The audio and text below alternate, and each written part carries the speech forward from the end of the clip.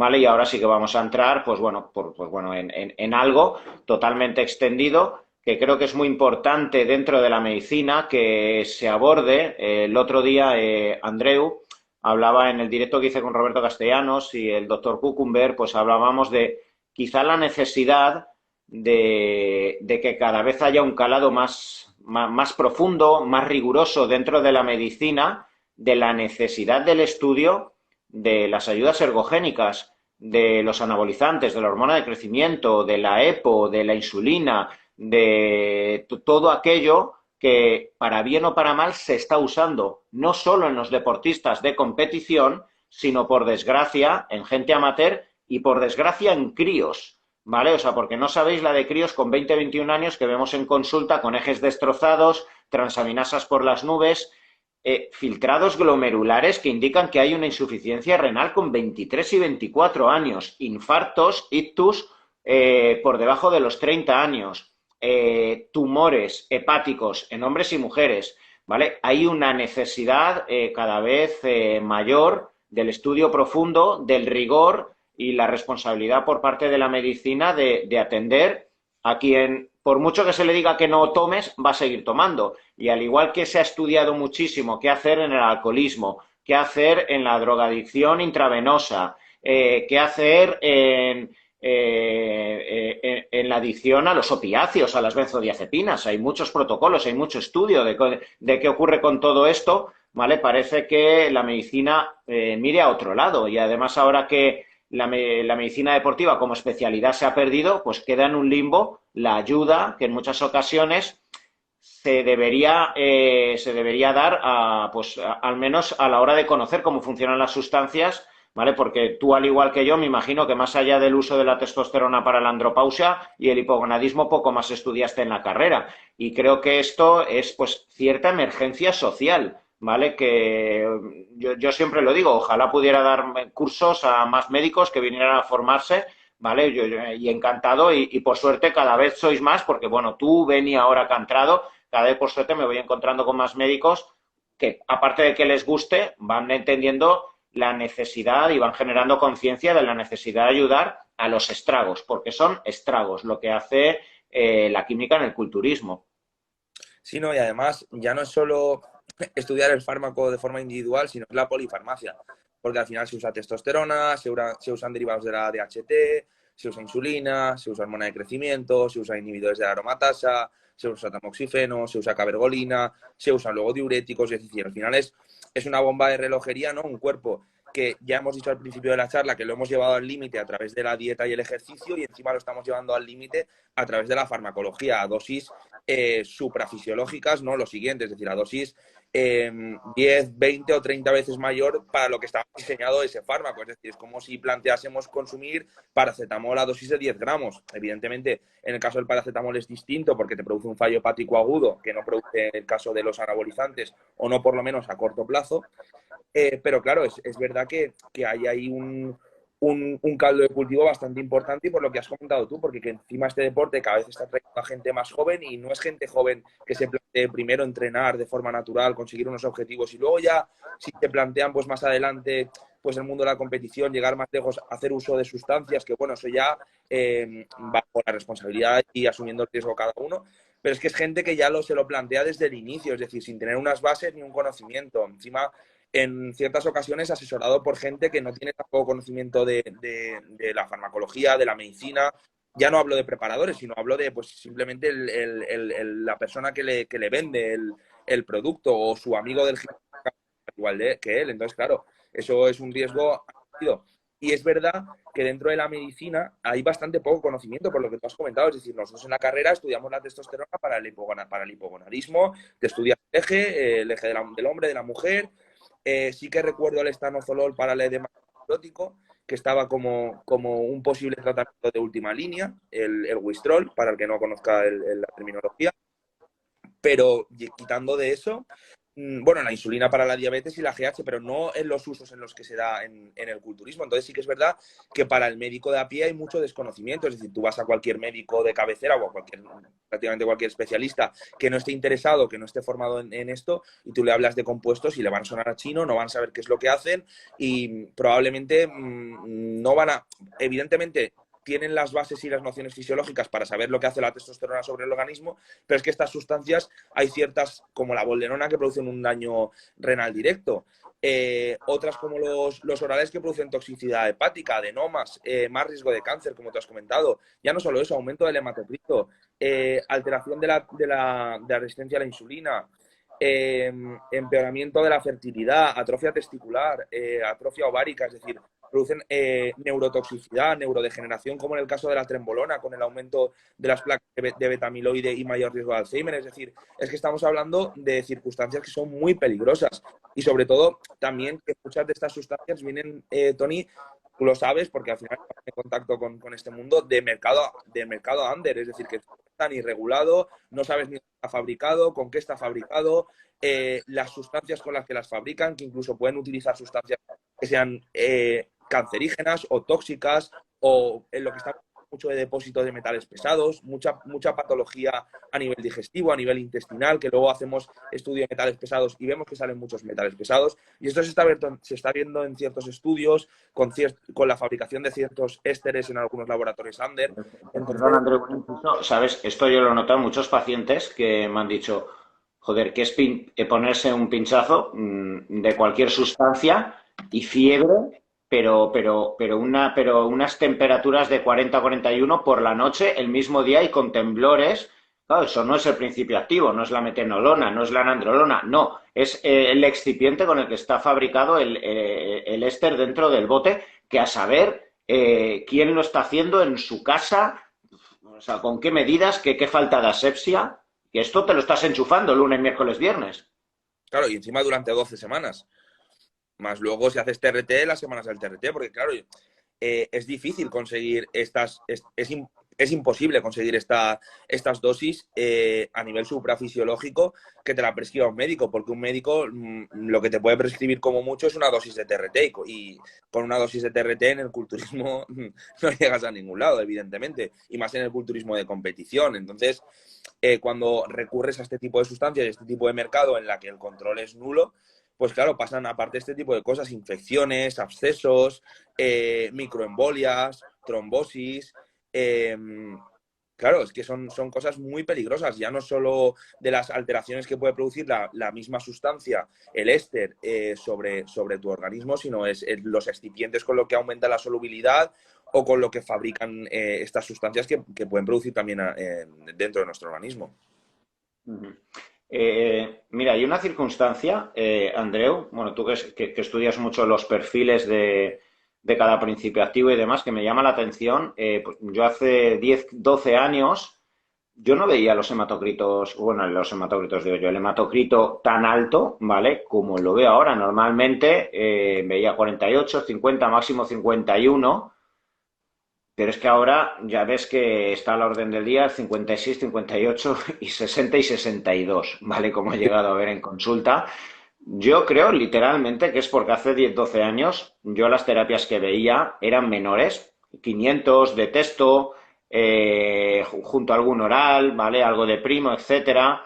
Pero aparte de que las dosis sean muy bestias y al final tanto la testosterona como los derivados generan mayor eritropoyesis, ¿vale? Entonces la médula ósea favorece más la producción de glóbulos rojos, ¿vale? Pues yo creo que por un lado va la dosis, pero no sé, dentro de todos los fármacos, ¿cuál es el que mayor impacto tiene? No sé si esto lo tienes estudiado en eritropoyesis, no sé si es la oximetolona, ¿vale? Pero no sé si tú, no sé, La- pero tú lo estarás viendo en el hematocrito, que es los, que esto es salvaje. los orales son los que más, la oxi de las que más, y luego a nivel de inyectables, la bolderona es la que yo por lo menos he visto que más aumenta el hematocrito. Sí que es verdad que cualquier inyectable, de hecho, incluso a dosis de TRT con los inyectables también vemos aumentos del hematocrito, por eso en muchos casos pasamos al gel, por el tema de que mantiene unas dosis más estables, produce menos picos y conseguimos controlar la eritropoyesis. pero sí que es verdad que los orales, dentro de los orales, la oximetolona y el dianabol son los que yo más he visto que generan este tipo de alteraciones, que al final también suelen ser los más tóxicos y los que más toxicidad hepática producen. Y en caso de los inyectables, yo con lo que más veo es con la boldenona, que aparte de la toxicidad renal que produce y que ya os aviso que el riñón en el momento en que lo dañéis ya no se recupera, porque en el momento en que hay proteinuria quiere decir que has dañado los podocitos y tú naces con un número determinado de podocitos, igual que con un número determinado de neuronas, el riñón no tiene esa plasticidad que tiene el hígado. Entonces, por eso mismo siempre hablo tanto y hago tanto después del tema de la bolderona, porque es un fármaco que lo veo que no tiene ningún tipo de sentido, porque no ofrece ningún beneficio con respecto al resto de esteroides y tiene muchos más prejuicios. Y en ese sentido, yo creo que, Tony, ya no solo el compuesto, los compuestos que hemos hablado, sino el tema de las dosis, que al final se utilizan dosis muchísimo más altas. Entonces, al final, esa sobreactivación del sistema renina-angiotensina-aldosterona asociada a esa dosis suprafisiológica también produce eritropoyesis. Por eso luego tenemos como recurso el caso del telmisartán, porque al inhibir esa vía también conseguimos controlar el hematocrito. La hormona de crecimiento, también a dosis más altas, también se ha visto en ciertos casos que puede favorecer la eritropoyesis. Y luego, cuando existe aromatización, el estradiol no hay que olvidar que también produce cierta eritropoyesis a nivel renal a través de la IGF-1. Entonces, claro, al final se juntan muchas cosas. Por un lado, estamos utilizando muchos compuestos a dosis mucho más altas.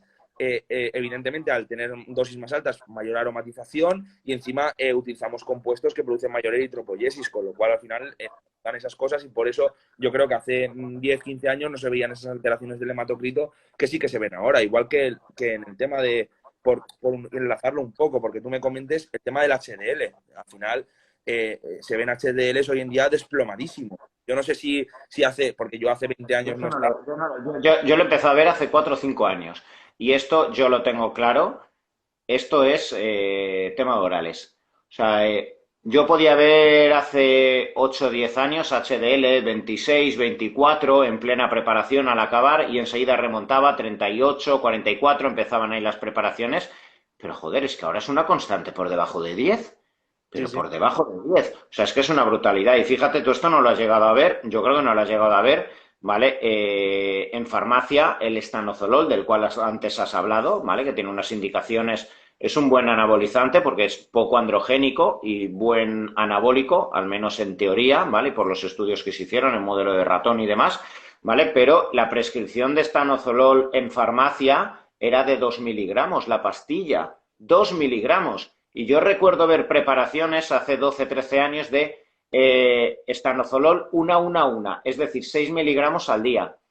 Pero es que yo veo ahora preparaciones de gente que me viene que me dice que ha estado tomando 6 semanas 90, 100 y 120 miligramos. Claro, sí, sí, es que ese es el problema. Ese es el principal problema. Claro, entonces, a nivel oral, esto es que es el perfil lipídico, es que esto es machacante. Claro, además, se hacen estudios, se hizo un estudio, por ejemplo, también comparando el Wistrol con la testosterona inyectable y por el hecho de, aparte de que el Wistrol aumentaba mucho más la lipasa hepática, que al final es lo que hace reducir los niveles de HDL y aumentar los niveles de triglicéridos y de LDL, los aumentaba en un porcentaje mucho mayor que los inyectables. Aparte es que esa falta de aromatización que tiene el oral, exceptuando algunos anabol que sí que aromatiza, eh, esa falta de aromatización también empeora el perfil lipídico, porque no hay que olvidar que el estradiol también ejerce un efecto cardioprotector en ese sentido.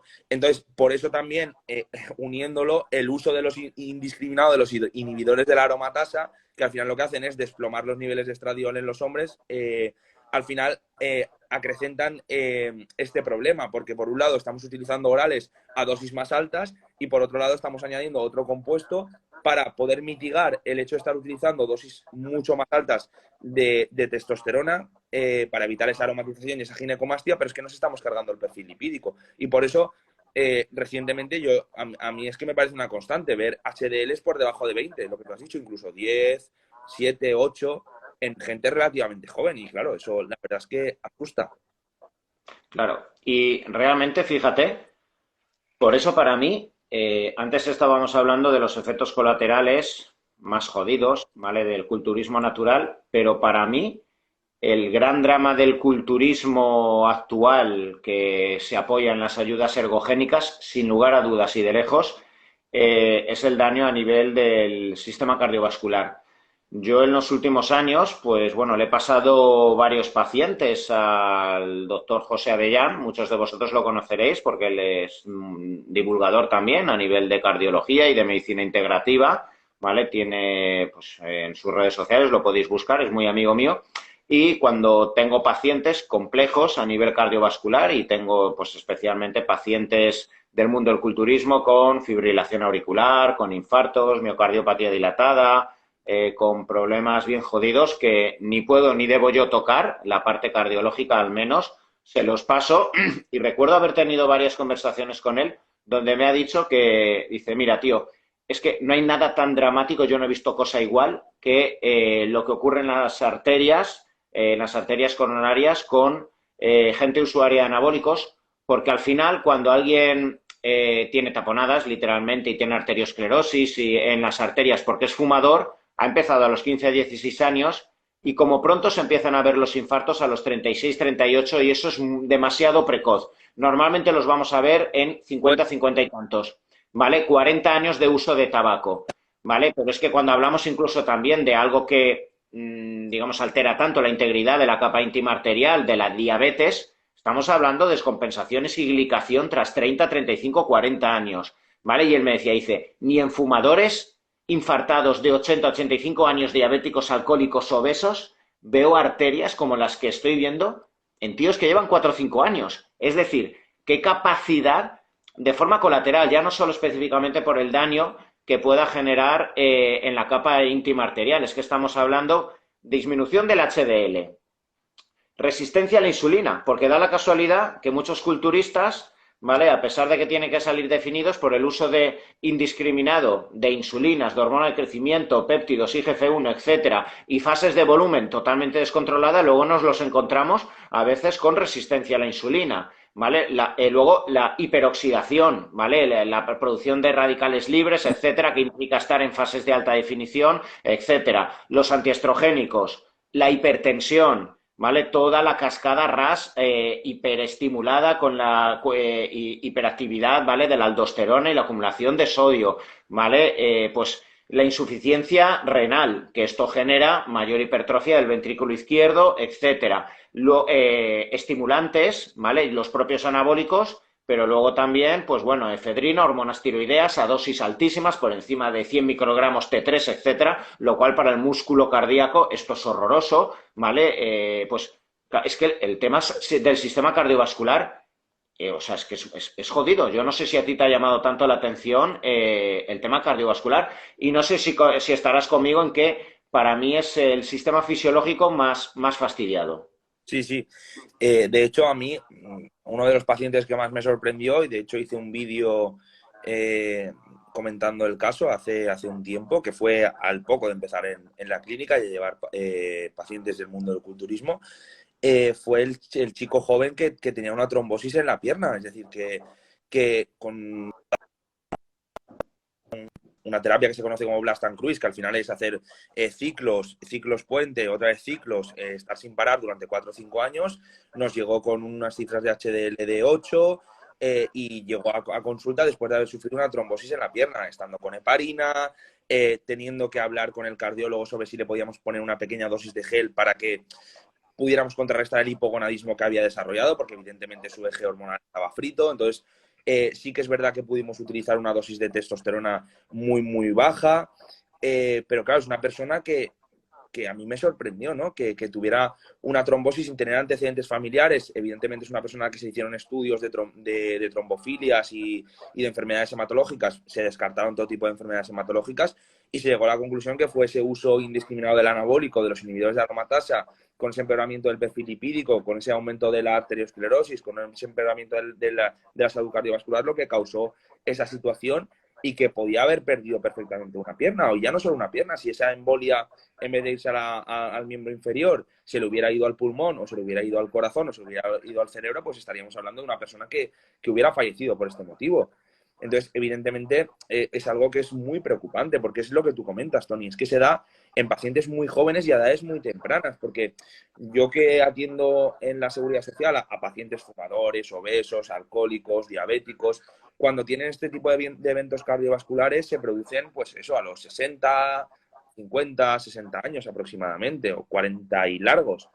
Es raro verlo en una persona de 30 y pocos. Se pueden ver, pero es raro, a no ser que a lo mejor haya consumido algún tipo de tóxico, algún tipo de droga, como la cocaína, que haya generado un vasoespasmo directo sobre una arteria cardíaca y eso haya producido un infarto, o las drogas estas de diseño. Pero cuando es generalmente por este tipo de malos hábitos, suele ser en edades más tardías, con el tabaco. Entonces, claro, verlo en gente tan joven, la verdad es que me sorprende, porque es lo que tú dices, al final son muy pocos años de uso, al final son 4, 5, 6, 7 o 10 años de uso y ya vemos esos efectos adversos. Sin embargo, con otro tipo de tóxicos tenemos que esperar muchos más años para que se produzcan estos efectos adversos. Mira, Andreu, nos estaban preguntando, es buen tema, no lo tenía apuntado, pero vamos a abordarlo, ¿vale? Nos estaba preguntando un chico, Chevy, acerca de la neurotoxicidad y todos los problemas neurológicos que pueden generar los esteroides. Joder, y son muchos. Yo sé que esto tú lo has estudiado.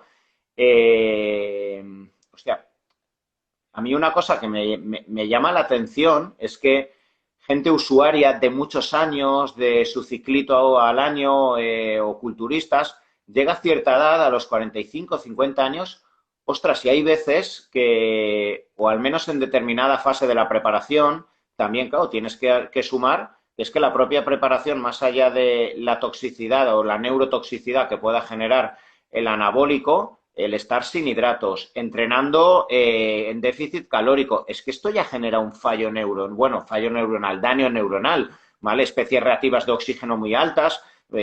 Solo hay que ver cómo en el deporte los casos de esclerosis múltiple o de esclerosis lateral amiotrófica son mucho más altos y se ha observado que es realmente por la producción de radicales libres, altas cotas de cortisol, fatiga adrenal que se produce en el deportista profesional, independientemente de las ayudas ergogénicas. Si a esto sumas sustancias como la trembolona, orales, etcétera, que claramente han demostrado neurotoxicidad, de apoptosis de las neuronas y, pues, bueno, las neuronas como el riñón, si las pierdes, pues estás jodido, ¿vale? Porque esto no lo recuperas. ¿Qué me podrías decir de todo esto? Yo sé que tú lo has estudiado y has puesto gráficas, ¿vale? De los diferentes perfiles de anabólicos que pueden generar daño neuronal, polineuropatías, etcétera, demencia senil. Pues bueno, cuéntanos un poquito tu experiencia, al menos teórica. Sí que es verdad que no hemos tenido ningún caso de alguien que nos venga con demencia asociada a anabólicos, ¿vale? No, no seamos sensacionalistas, pero bueno, háblame al menos de la literatura científica que hay en torno a esto. Ya no solo, mira, ya algo básico, Tony, a lo mejor ya no solo la demencia, porque esto probablemente se verá dentro de muchos años, porque al final los depósitos de beta-amiloide se van acumulando y van generando la sintomatología, pues eso, a partir de los 60, 70 años, ¿no? Que a lo mejor los usuarios de esteroides anabólicos como la trembolona, que se asocia tanto a esta neurodegeneración, pues a lo mejor llega ya un momento en el que no sabes si es por el neuroenvejecimiento propio del hombre pues que hay gente que tiene mayor riesgo de Alzheimer o por el uso de la sustancia. Pero ya no solo eso, yéndonos a corto plazo, en el caso de los derivados de la progestina, el DECA y la lo que vemos son muchas alteraciones a nivel del estado anímico, es decir, más agresividad, más depresión, más alteraciones de la libido. Es decir, ya a corto plazo, ese tipo de sustancias que luego posteriormente pueden generar más neurodegeneración y más riesgo, como hemos hablado, de enfermedad de la esclerosis lateral amiotrófica, del ELA, de esclerosis múltiple, de Alzheimer, de Parkinson. Ya no solo eso, es que a corto plazo ya vemos esas alteraciones. Incluso yo hablando con ciertos culturistas de renombre, evidentemente no voy a decir quién, eso ya cada uno que cuente lo que quiera, pero sí que me han comentado que en ciertas épocas donde estaban utilizando estas sustancias se notaban más lentos y más torpes. Es decir, que son sustancias que probablemente no vuelvan o no quieran volver a tener que recurrir o utilizar por ese motivo, porque se veían que a corto plazo su capacidad cognitiva se veía alterada. Entonces, claro, si ya a corto plazo estás viendo alteraciones del sistema de tu estado cognitivo, ¿qué pasará dentro de 20 años si tú te tiras 10 años más haciendo uso de estas sustancias? Eso es lo que debería plantearse mucha gente. Ya no solo irse al estudio sobre si la trembolona genera depósitos de beta-amiloide o genera neurodegeneración o toxicidad neuronal directa porque atraviesa la barrera hematoencefálica. Ya no solo por eso, sino por si a corto plazo ya te está produciendo alteraciones, pues es de cajón pensar que a largo plazo vas a pagar las consecuencias de ello. Uh-huh. Bueno, ¿qué recomendarías para esto? Y esto no es especulación porque esto es ciencia pura. Al final también nuestra responsabilidad es extraer todos estos trucos que sacamos del culturismo para luego los pacientes diabéticos, cardiópatas normales, pero cuanto también nuestra responsabilidad es estar a la orden del día de potenciales tratamientos que salen en patologías rutinarias que vemos como médicos y trasladarlas, ¿vale? Para la aplicación del culturismo, ¿vale? Yo creo que yo te comenté el tema de la ELA, como habían aprobado el año pasado, el TUDCA, fíjate, algo tan usado para la colestasis y el tema hepático, pero resulta que es increíblemente neuroprotector, tanto que está aprobado oficialmente para la ELA. Y luego, pues bueno, o sea, y cada vez se está estudiando más. Y bueno, yo especialmente para casos así, donde veo culturistas que me dicen, joder, es que últimamente es que me veo medio gilipollas, es que no atiendo, no sé cuántos, yo ya lo estoy empezando a dar bastante y ya empiezo a tener ciertos reportes de pacientes que me dicen que se encuentra mejor cognitivamente. Sí, la verdad es que el TUDCA y sobre todo la taurina, que al final es la que aumenta esa biodisponibilidad del UDCA y el que parece ejercer estos efectos de protectores, ya no solo a nivel de cerebral, sino por ejemplo, también a nivel testicular. También se ha visto que el TUDCA protege esa atrofia testicular que genera el uso suprafisiológico del anabólico. Pero es que sí que es verdad que lo hemos visto y lo hemos utilizado en pacientes nuestros que tienen ELA, que son usuarios de anabólicos y evidentemente mejoran. De hecho, en Italia está aprobado como fármaco huérfano, es decir, cuando para enfermedades que ya no tienen cura, ya no tienen tratamiento, pues han aprobado el uso del TUDCA en este sentido. Y sí que es verdad que los pacientes mejoran y no es que cure la enfermedad, pero sí que va retrasando esa neurodegeneración, por lo menos lo va enlenteciendo. Luego también, por ejemplo, el telmisartán, que también está muy de moda hoy en día, también se ha visto que ofrece cierta protección neuronal, disminuye esa neurotoxicidad que tienen los esteroides. De hecho, incluso hay estudios que se han hecho en pacientes que sufrían un traumatismo cranoencefálico, tenían unas zonas de bajo flujo sanguíneo por ese traumatismo que podían generar atrofia, y si en las primeras 6 horas del traumatismo cranoencefálico se utilizaba un ARA2 como el telmisartán, el losartán o el valsartán, se veía que el grado de recuperación de esa masa encefálica y de esa vascularización era mayor. Entonces, hay ciertos fármacos, como tú has comentado, Tony, bueno, el caso del telmisartán o suplementación en caso del TUDCA, que pueden ayudarnos en estos sentidos. Igual que, por ejemplo, la protección cardiovascular que ofrece el Tribulus en caso del uso de Wistrol. Se ha visto también que los pacientes que utilizaban el Wistrol, el estanozolol, se producía apoptosis directa sobre el tejido cardíaco y que esta apoptosis se veía disminuida si se utilizaba el Tribulus, que está tan denostado en la industria de la suplementación por cómo se ha orientado, es decir, porque el Tribulus se orientó como un potenciador y un aumentador de la testosterona. Evidentemente esto no lo hace, pero sí que tiene otros beneficios, como sería esta protección cardiovascular o incluso en caso de las mujeres el síndrome de ovario poliquístico, que mejora la sintomatología. Uh-huh. Hablemos del hígado, ¿vale? Porque, bueno, yo creo que en muchas ocasiones, pues bueno, la gente acostumbra a tomar protectores, acetilcisteína, el famoso cardomariano, Li-52, glutatión, etcétera, cuando en muchas ocasiones, bueno, yo creo que cada vez se empieza a generar más conciencia de, ostras, no agreguemos protectores por meter, sino que intentemos ver fisiológicamente qué es lo que se está metiendo el deportista para no tener que enredar luego tanto con protectores, ¿vale? Y vuelvo a incidir otra vez, al igual que a nivel cardiovascular, es catastrófico lo que hace el anabólico oral. A nivel hepático, realmente, o sea, el inyectable no influye tanto. Yo creo que realmente incluso quizá el mayor daño que puede existir es, pues bueno, por una crisis hipertensiva, ¿vale? O por exceso de aromatización, que el estrógeno, pues bueno, en exceso también puede afectar un poco, ¿vale? Al hígado, pero bueno, de nuevo volvemos a caer en el oral, la catástrofe, ¿vale? Que puede generar especialmente, bueno, especialmente no los 17 alfa-alquilatados, ¿vale? Que son los que pues machacan. Yo especialmente ya he tenido, pues bueno, he tenido bastantes pacientes, hombres y mujeres, no os olvidéis las chicas que de forma rutinaria pensáis que una oxa al día, dos oxas al día, encima quizás lleváis años tomando anticonceptivos que también pueden generar daño hepático, ¿vale? Pues yo he tenido tanto chicos como chicas adenomas hepáticos, pero bueno, en todos estos años he tenido 3 hombres y una mujer con cáncer de hígado, ¿vale? Por suerte han sobrevivido todos, ¿vale? Pues bueno, al final, pues bueno, por suerte simplemente con la resección de la zona han sobrevivido, pero ya te llevas, ¿vale? Pues toda la faja abdominal cortada, ¿vale? Una cicatriz así de enorme. Y esto es por los orales. Bueno, esto también lo has estudiado bastante. Y vuelvo a decir que creo que se consume excesivamente pues el anabólico oral, dejando de lado, ¿vale? Luego pensando que por tomarme acetilcisteína, un poquito de glutatión o cardo mariano voy a estar protegido y, hostia, los daños es que son muy severos en el tema de adenomas y adenocarcinomas, finalmente. Mira, en este sentido quiero comentar dos cosas, Tony. Primero, lo que has comentado del tema del uso indiscriminado de los protectores.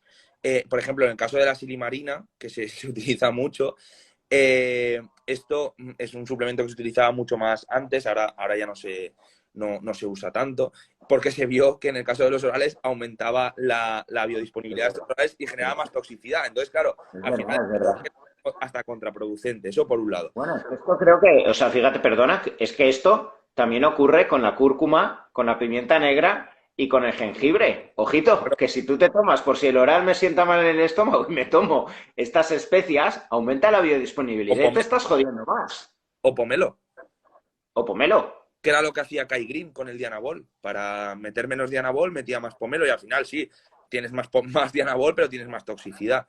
Y luego, por otro lado, a mí lo que siempre me gusta hacer el ejemplo es, si por ejemplo tú y yo, ¿vale? Tenemos que tratar, Tony, a un paciente con hipogonadismo o un paciente con cualquier patología, un paciente que prefiere una inyección o una pastilla. Evidentemente, una pastilla. Yo, por lo menos, a mí si me dan a elegir entre un enantium intramuscular y un enantium oral, yo me tomo el enantium oral. A mí no me gusta pincharme.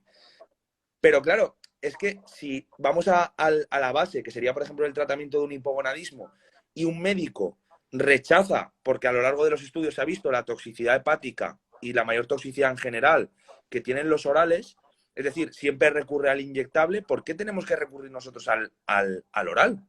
¿No será mejor si vas a hacer uso de algo, que evidentemente no lo recomiendo y lo que os recomiendo es que no hagáis uso de nada? Coño, utilizar lo que se ha visto en medicina que es más seguro. Es decir, al final, para las terapias de reemplazo de testosterona, nadie las hace con orales. No se hacen con testosterona oral, porque hay testosterona, había principios activos de testosterona oral. Lo que pasa es que se Andriol, dejaron el Andriol, ¿no? Es el Andriol, ¿no? sí, Andriol. y se dejaron de comercializar porque hacían pielosis hepática, adenomas hepáticos, hepatocarcinomas, fallos hepáticos agudos, un mayor daño sobre el perfil lipídico, mayor daño renal, empeoramiento del perfil de la resistencia a la insulina. Es decir, se veía que tenía muchas más alteraciones en contraposición con el inyectable. Entonces, si en la propia medicina, que lo más fácil para que un paciente te complemente el tratamiento sería darlo oral, no lo damos y será inyectable, pues no sé, eso a mí me haría mucho que pensar. Claro, claro, claro, claro, claro. No, no, el tema hepático, por eso, a mí me preocupa mucho, o sea, porque es que ya te digo, o sea, la gente luego piensa que también lo mismo, con 4 goteros y demás ya voy a limpiarme el hígado y los cojones hablando mal y pronto.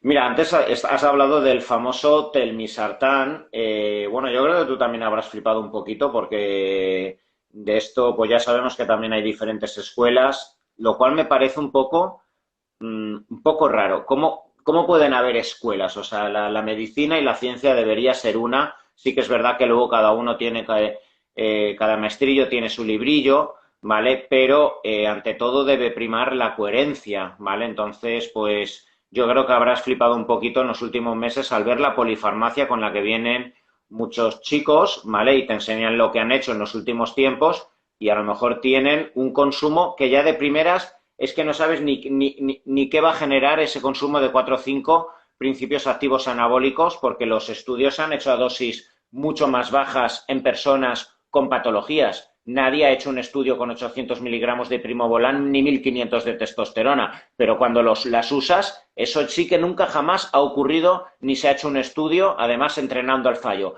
Pero si a todo eso sumas el uso por defecto de antiestrógenos, telmisartán, cabergolina, metformina, ovitrelle, todo el combo, o sea, es totalmente imposible, literalmente, saber qué narices va a ocurrir.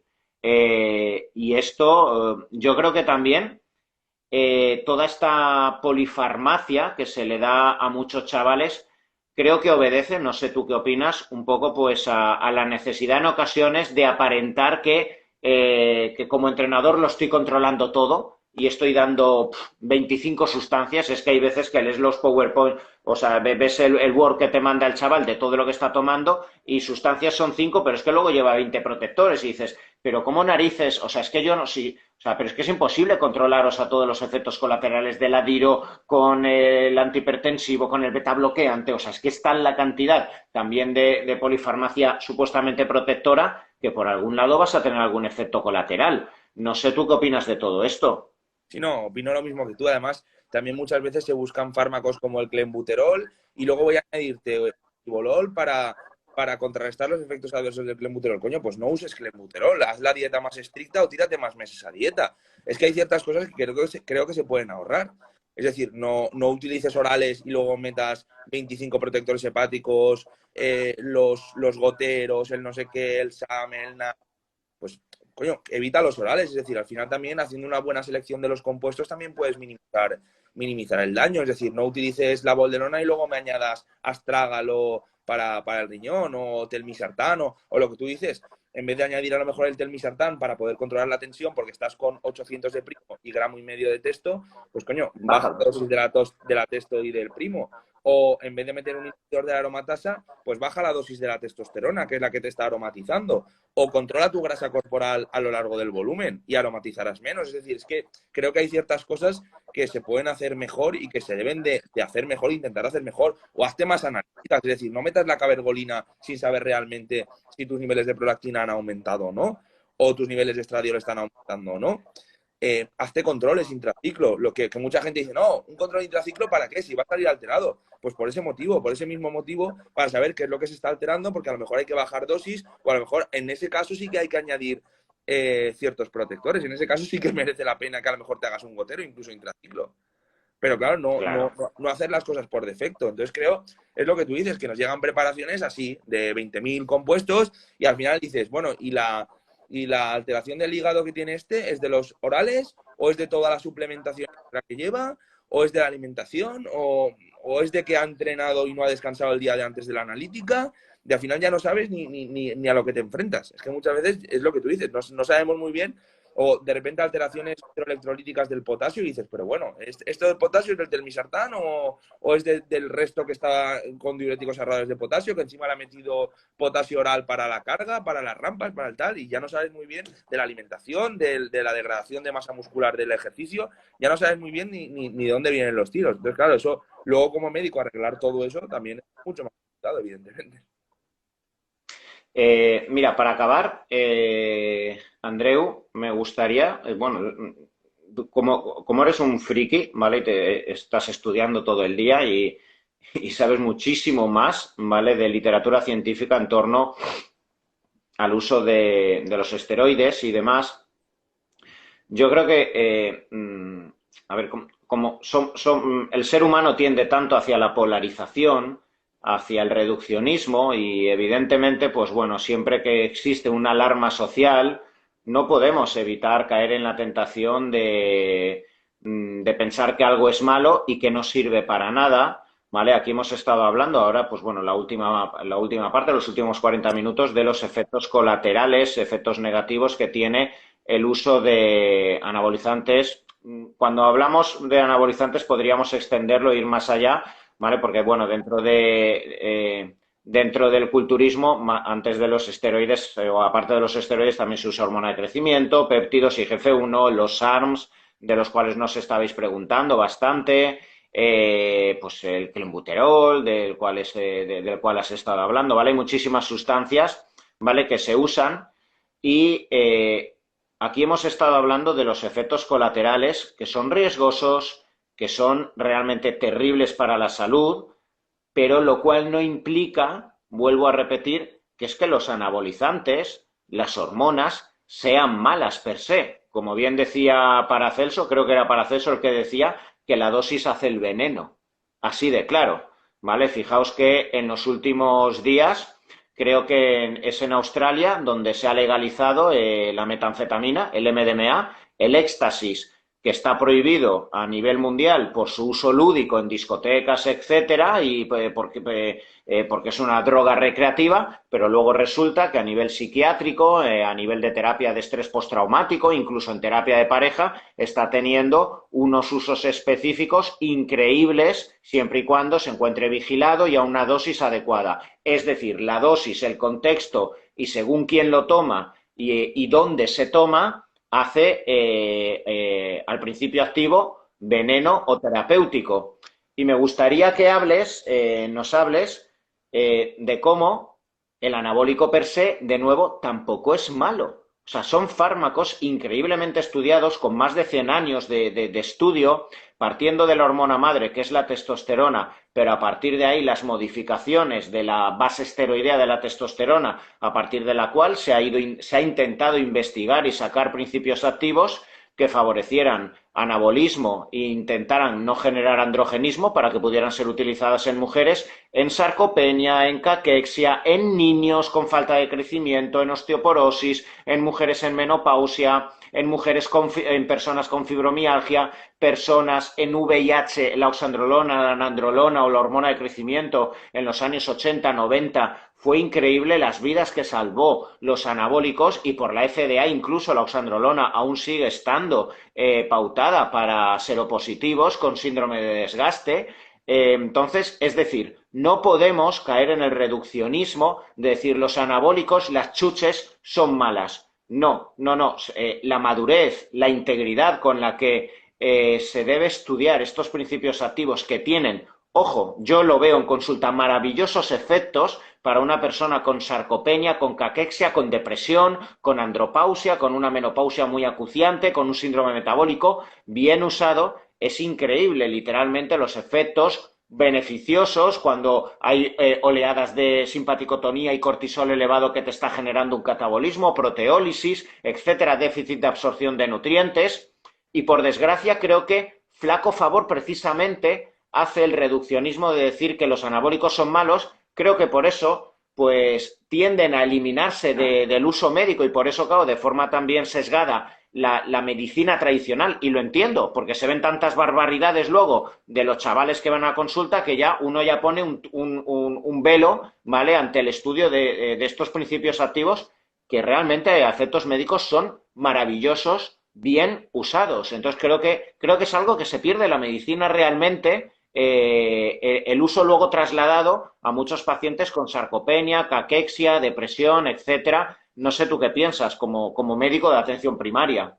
Sí, no, es totalmente lo que has comentado. De hecho, por ejemplo, lo vemos en pacientes con cáncer, que nos permite que puedan asumir la quimioterapia. Es decir, porque al final una de las principales limitaciones de la quimioterapia es el estado nutricional y la caquexia que tiene el paciente. Entonces, por ejemplo, con el tema de la testosterona conseguimos, siempre que evidentemente el tumor no sea andrógeno dependiente ni tenga receptores androgénicos, eso, vamos, eso, la base, ¿no? Pero permite mejorar mucho el estado de salud y cómo esa persona puede asumir el tratamiento tan agresivo que supone una quimioterapia, una cirugía, una recuperación posterior. Incluso se estudió, por ejemplo, Primo Volán para el tema del cáncer de mama por cómo mejoraba el perfil a nivel del tejido mamario, evitaba la metástasis, evitaba el crecimiento de ese tejido glandular cancerígeno.